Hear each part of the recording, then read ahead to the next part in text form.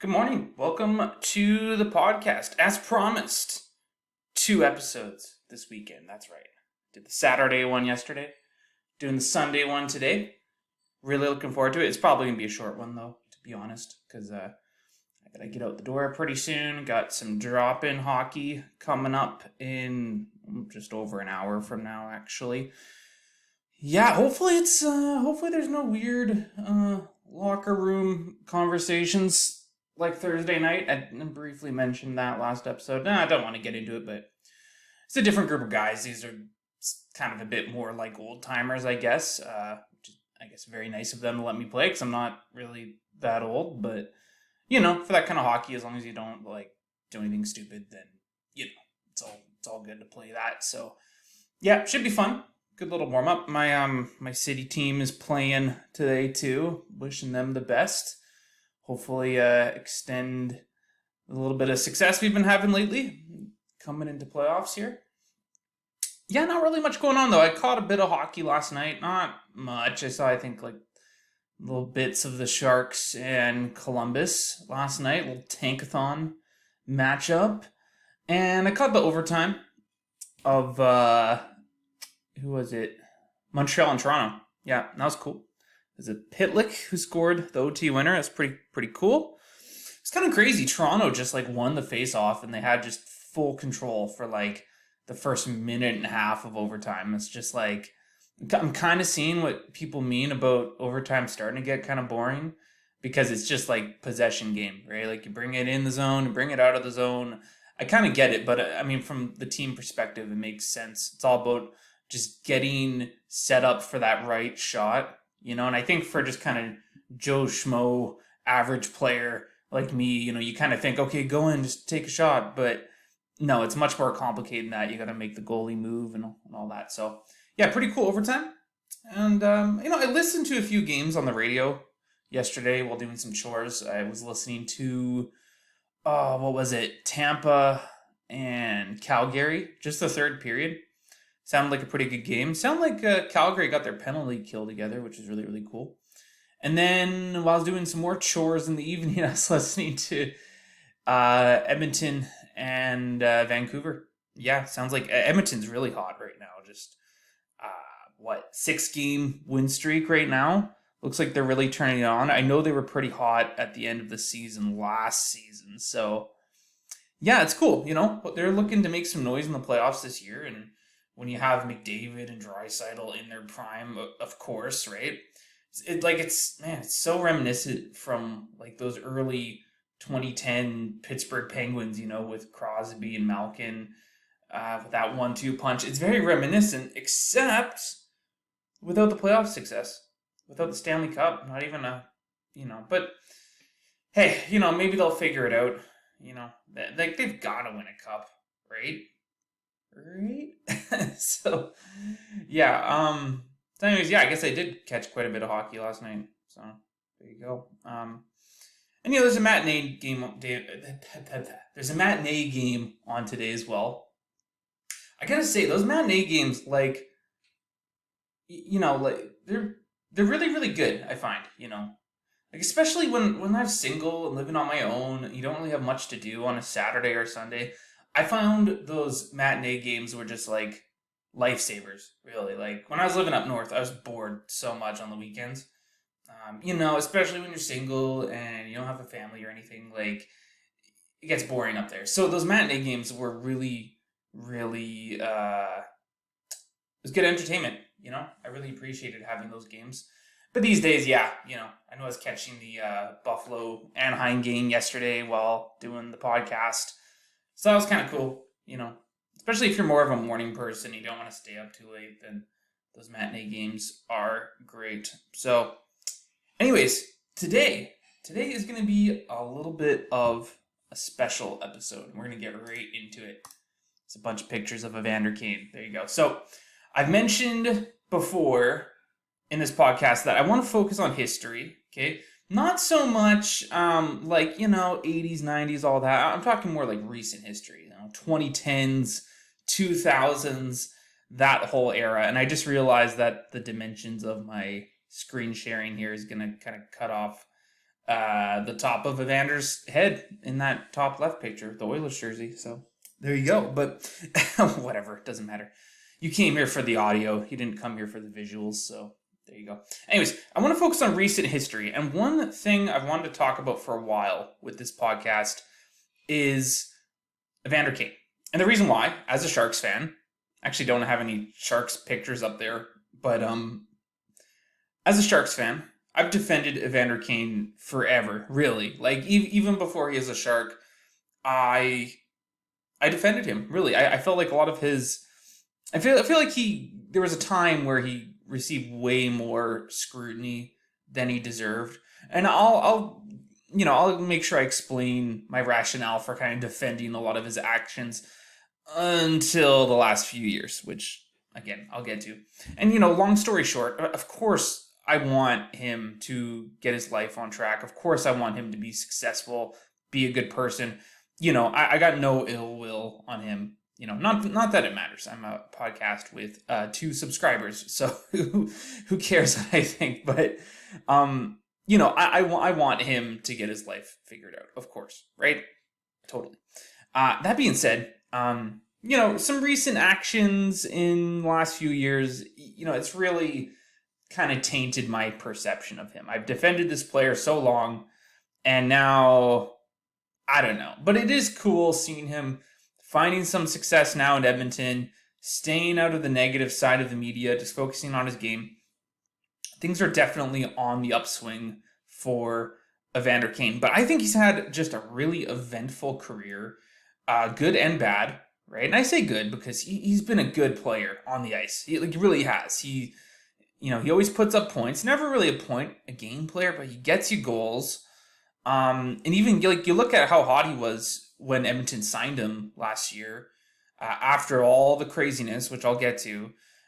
Even after all of that, he really produced, and he was huge in the playoffs last year too. So, he's a very good player on the ice, and that's why there was so much demand for him after the whole San Jose drama last season, because he's a really good player. Could probably get him in at a decent cap hit considering all the drama. He was seen as kind of a liability, and I'm sure that's why some GMs passed on him last season when he was up for grabs there. And I kind of just want to start at the beginning, though, and just kind of work my way through this. There's going to be a few things I'm going to kind of avoid, just to, don't get really too involved in like the political side of things, mainly when it comes to the whole breaking COVID restrictions last year. I'm not going to dive into that too much because I know it's a touchy subject, and that's not what this podcast is all about. But, and there's also some things that kind of were just allegations and didn't really go anywhere. So I don't want to put too much weight in that. But there are some events throughout his career that I want to talk about. So Evander Kane was drafted 4th overall in 2009, if I'm remembering correctly, by the Atlanta Thrashers, because they were still in Atlanta at the time. He was definitely the kind of player Atlanta needed, for sure. I wasn't following hockey as closely as I do now back then, but I could tell you that's a team that hasn't had any success at all when they were in Atlanta. Not really changed too much when they moved to Winnipeg, but they've had a bit more success there. And things are definitely on the upswing with Winnipeg now. But at the time, Atlanta, terrible franchise, terrible team. I don't even know if they ever won a single playoff game while they were in Atlanta. They certainly never won a round. But yeah, just really not a good team. So definitely a good draft pick by Atlanta. Certainly not a bust in any form at all. I think he finished 9th in Calder voting that first season. So yeah, very successful first season. However, Evander Kane's career kind of started a little bit on a hero arc. Yeah, I bet you weren't expecting that. Here's why. So in his rookie season, Evander Kane fought and knocked out Matt Cook. Now, anyone who can remember hockey from like late 2000s, early 2010s, Matt Cook was, he was very much a hated player. I really didn't like him. He was very dirty, just really did a lot of kind of controversial stuff on the ice. So seeing this young guy come into the league as a rookie, and he just completely knocks out one of the biggest villains in the league at the time, and it's a good look, really. I mean, it was you should just check out the fight on YouTube. I don't even want to call it a fight. It was pretty much just like a one punch gone, you know. And Kane, he didn't like showboat or anything after that. He just went right to the box. He knows he did his job. I think Matt Cook was kind of chasing him around and teasing him that whole game. So yeah, no, that definitely started things on a good note, I would say, in terms of how he was received in the public. Evander Kane, that is.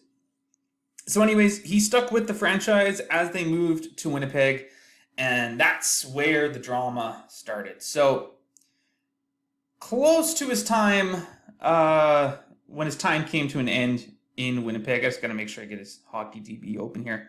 I believe this was the 2015 season, so things were going okay there, 2014, 2015. You know, things were going okay up till that point. And then he, actually, I think I'm skipping something. Sorry, I should talk about the dollar bill picture I have there. One sec.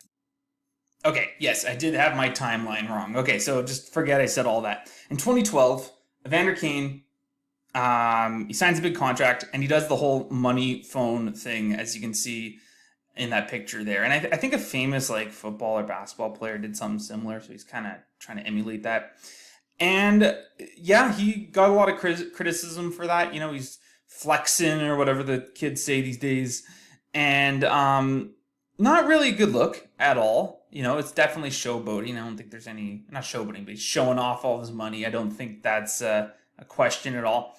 However, I will defend him on that. And the reason why is he was young and stupid, probably. You know, I mean, we were all dumb at that age. Okay, he was what, 22-ish when this picture was taken? Like, okay, think back to when you were 22. And let's say, like, you were 22 and you signed, like, a multi-million-dollar contract.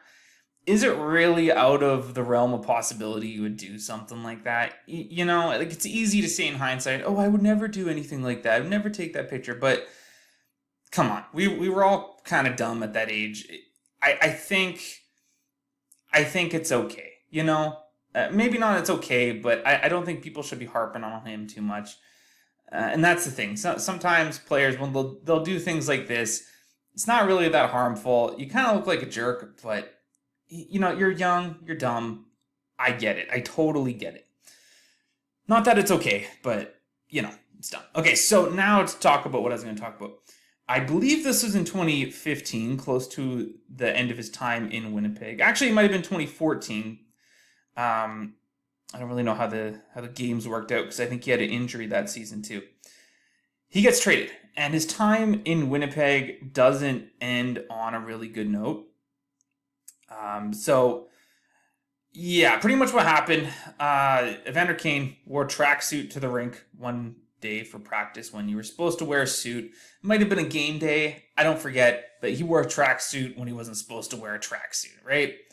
The team has a dress code. If you ask me, every team should have a dress code. You know, I think it's the whole like look good, feel good thing. And if you're getting paid multi-million dollars, like, why wouldn't you want to wear a suit? Really, you could afford it, right? Like, you know, I don't really like it when teams have the lax dress code, but at the same time, I'm not a professional athlete. Who am I to say how that affects performance and whatnot? But anyways, he broke a dress code rule. And I believe his tracksuit was thrown into the showers or something like that by a player. I really should have done more research on this, but pretty much a teammate was being like, okay, that's dumb. You shouldn't do that. We don't really want you around. Which is unfortunate, but, you know, Evander Kane, he made a mistake. And that's the thing. He's still pretty young at this point. I mean, he's only like, what, 24, 25? Like, I'm not saying it's okay. But, you know, I mean, again, is it really out of the realm of possibility that you would do something like that at that age? I know I certainly could, you know. I could definitely see myself doing something like that. Where it's like not too bad, but you broke a team rule. You should be sanctioned for it. But I think this is kind of a sign that Evander Kane was on his way out. So he gets traded to Buffalo. Pretty fair deal on both sides, I would say. When you look back, it kind of seems like Winnipeg won that deal overall. But, Buffalo got back Bogosian. I think they might have gotten a draft pick or something. I can't remember. But it was a pretty fair deal when I quickly glanced at it here. So things in Buffalo went okay, I thought. You'll take a look at his numbers. Not too bad. He had 3 20-plus goal seasons. Not bad. Not bad at all. And then, Buffalo finds a really good opportunity to trade him to San Jose. Buffalo, obviously a terrible team at the time. They trade him at the deadline to San Jose. And when you look at that deal, one of the rare good trades for San Jose. San Jose definitely won that deal. When you look at what Buffalo got back, nothing really too impressive in hindsight. San Jose definitely won that deal. And he was a big part in San Jose's success down the road there. I thought he really helped them all quite a bit in the playoffs. They had a couple playoff runs with him there. I think they faced Vegas both years, if I remember correctly.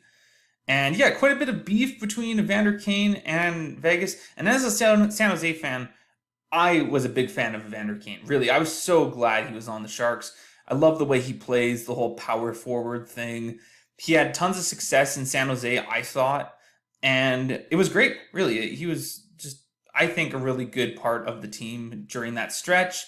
Even when the Sharks started to suck around 2019, 2020, he was there. Yeah. Okay, so here's where things get a bit iffy with Evander Kane. So here is where it seems like a ton of different allegations came out at the same time. And I don't remember the order exactly. I remember the whole fake vaccine passport stuff. That's kind of how things ended in San Jose. But before that, there was allegations of him gambling on his own games, which came back false. That the NHL did an investigation.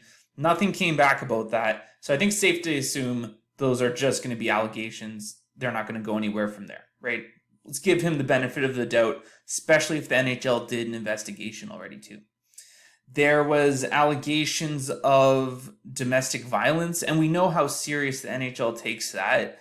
Just take a look at Slava Voinov from years ago. He pretty much got blacklisted from the NHL after that.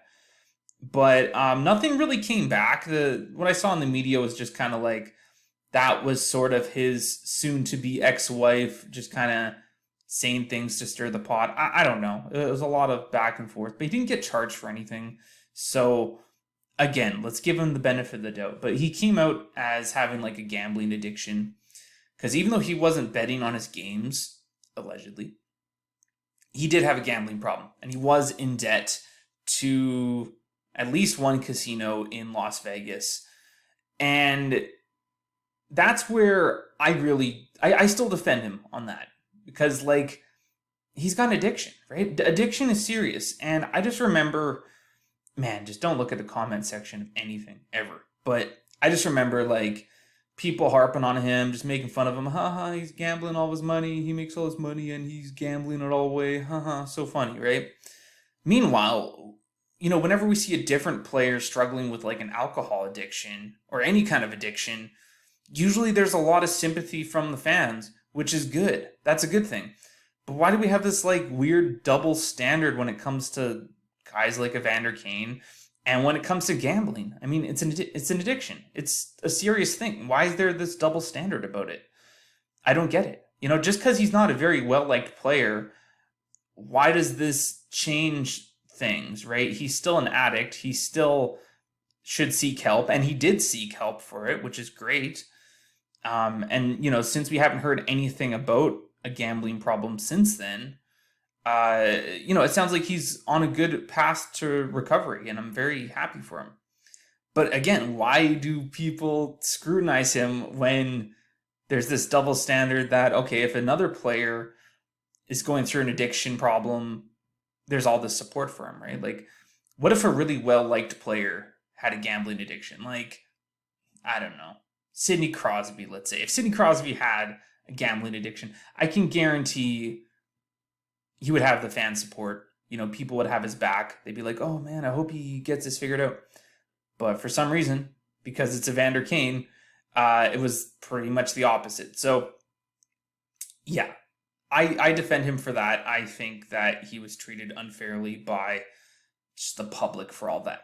However, around the same time, it was kind of reported that, and you could kind of tell this from the whole divorce stuff too, like things weren't going well with his, again, soon-to-be ex-wife, but also kind of taking care of his kid. And that kind of crosses a line with me. You don't mess with family stuff, really.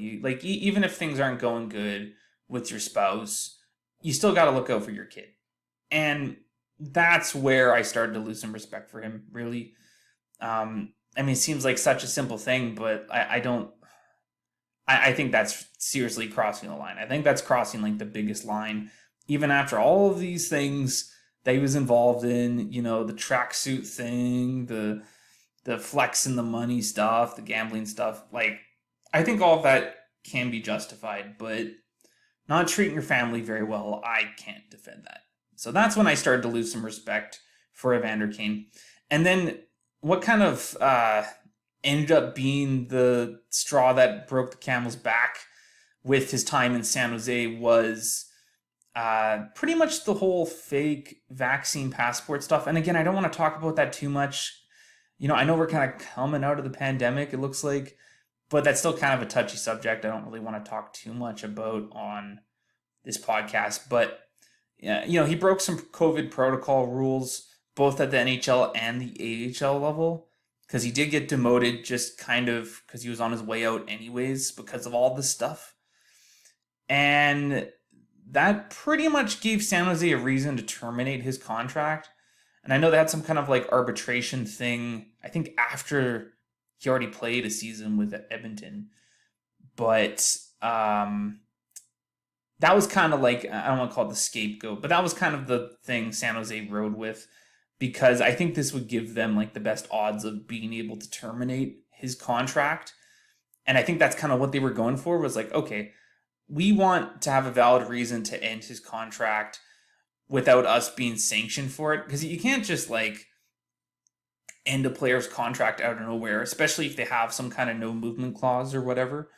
And I don't have the details in front of me about all that, but pretty much riding off that, San Jose had a pretty strong case to terminate his contract without too many sanctions for San Jose. Because you get the player association involved and all that. There's job security stuff you just can't really do. And it gets even trickier to work with when you factor in like COVID regulations and stuff like that. So anyways, they were able to terminate his contract. He was able to sign with a new team last season as a UFA, and he ended up going to Edmonton. And, I was surprised that he went to Edmonton. I kind of thought he would end up in a market where he could kind of stay under the radar a bit, and when I think of staying under the radar, I don't think those big Canadian markets like Toronto, Montreal, Edmonton, Vancouver. Imagine if he went to Vancouver, that'd be crazy. But he ended up going to Edmonton. Edmonton had the cap space to make it work. I think that was another thing too. Like, you think Evander Kane is going to sign with a contender, and teams like Florida, like Colorado, they just couldn't really make that work. On top of bringing in a player that's kind of seen as a liability at that point, just considering he was in the media so much. So it seemed like a weird fit, but at the same time, like, when you look at it on paper, just like on the ice, bringing in a very, very good winger that can put the puck in the net, putting him with either McDavid or Draisaitl, take your pick. He ended up playing a lot with McDavid, but that was a perfect fit, especially come playoff time. Like, fantastic, and I know this season McDavid's all about putting the puck in the net himself. He scored his 40th last night. Crazy. 40 in 48 games. I would love to see McDavid get to 70 this year. That'd be nuts. You know he's getting to 60. Just one exceptional player, seriously. Anyways, though. And he has his he has his wingman Evander Kane back in the lineup now, but I'm getting ahead of myself. So he comes to Edmonton. It's a great fit. He's staying out of the wrong side of the media. Had a fantastic playoffs with the Oilers, and honestly, things are on the upswing for him, I think. Now, he had that hand injury, that really scary injury early in the season this year, and he just came back. He's only played 3 games at the time we're recording this, and he's been a minus every game, no points, but you gotta give him some slack. He's just coming back from an injury. If he's still playing like this coming into playoff time, then I'll be worried, right? If I'm an Oilers fan, then I would be worried, but they're on a 6-game win streak. They haven't gotten a single point from Evander Kane yet. Their depth is really coming through. And then, of course, McDavid is lights out. So, honestly, I wouldn't be too worried about Evander Kane's performance at this point. We'll see how he does after the All-Star break.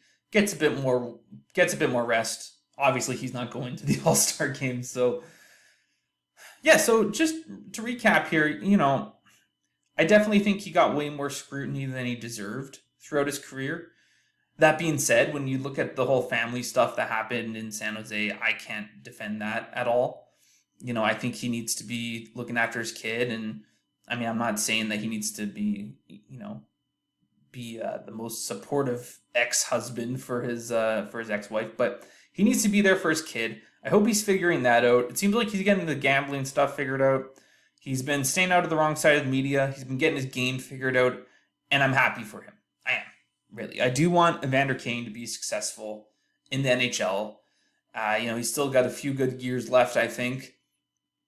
He's a very talented player, and I definitely think he deserved, I think he got a lot more hate than he deserved. I really do.